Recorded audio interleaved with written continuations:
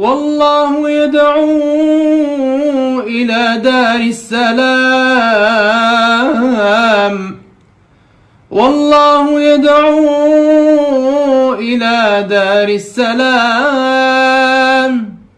ويهدي من يشاء إلى صراط مستقيم.